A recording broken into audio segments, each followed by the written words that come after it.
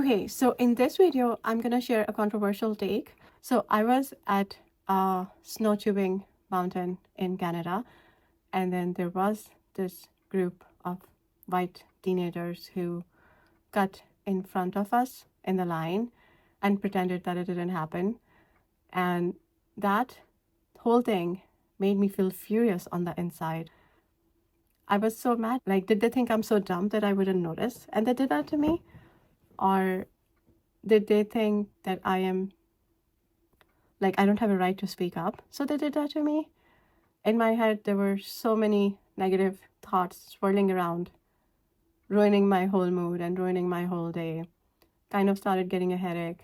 So I kept on with emotions. We're standing in the line to go down the mountain in a snow tube. And with my kids, I did 2 or 3 more slides, and then we came in for lunch.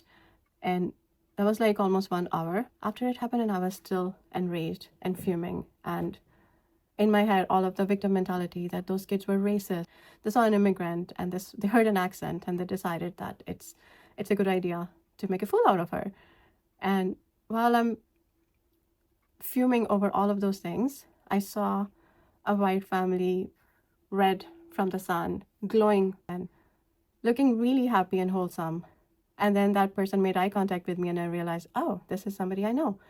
And we chatted for a few minutes. He jokingly recounted the same things that happened to me.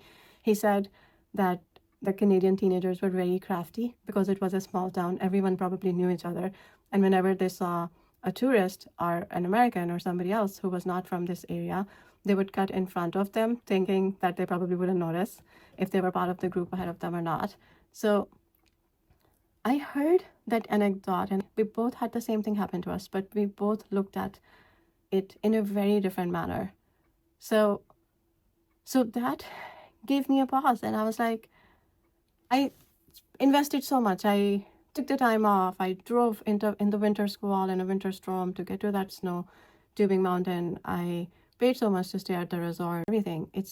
I did all of that, but even with this, the experience I was giving my kid with a mom who is like totally shut down, not talking, and kind of angry and grumpy.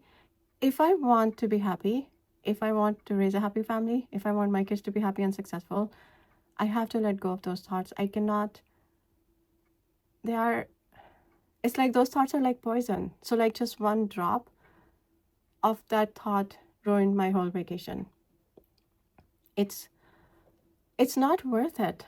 If it is a big thing that there is a law that is discriminating against people, yes, I think we all should stand side by side with each other and fight for the fairness.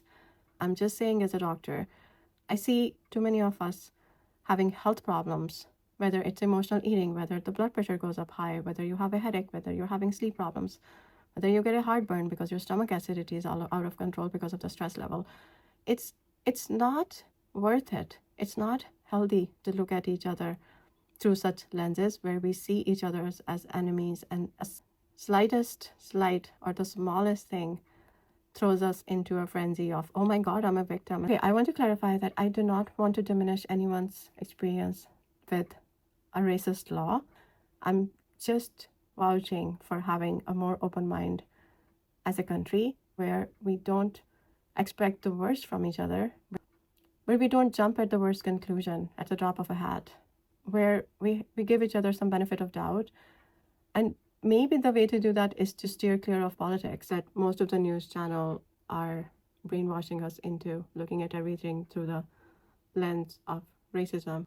But when it's bombarded on you 24/7 by the news channel that there is inherent racism in America and immigrants and people of color are not treated well, then that's what you internalize. That's how you start looking at things. That's why you tiptoe through life, and then any interaction or something, you worry that the other person is going to treat you bad because they are racist. And of course they're going to be racist because I have an accent. It makes me the worst version of myself, where I'm short-tempered and I snap at my kids. That's not what and who I want to be. So having said all of that, I feel that politics is not for everyone to consume. Would I educate myself before voting in the next election? Yes, I would, but I don't want to dwell on it every day, or I don't want to make it my whole existence where that's all I think about. I have seen a lot of people suffer. I've seen a lot of people cry in my office. I don't, I feel that it's not good for anyone. So psychologically speaking, right, most of the DSM criteria is that as long as you are functional, a problem is not a problem as long as you are functional and you can manage it. But when it starts manifesting itself in the form of physical symptom, when you have a higher blood pressure and you have a heartburn that doesn't get better, when you have a headache that doesn't go away, when you cannot fall asleep because you're worried about politics, then that's dysfunctional. And as a doctor, I would say, don't, if you cannot drink, it makes you dysfunctional, you cannot drink. If consuming politics makes you dysfunctional, maybe you don't consume politics. Unless you think you're going to be the voice of change and then you're going to run for president or something, and not like the way the system is set, not many people can do that. Yes, everyone should educate themselves at the time of election about the issues, but when we're not during an election cycle, I think we need to get back to our normal lives and love each other and spread kindness and love. I know that's a bit of a controversial take, but I, as a mom, thought that was all I can do. And I'm gonna end this video by a lyric from K-pop Demon Hunter that I'm not a hero, I'm still a survivor.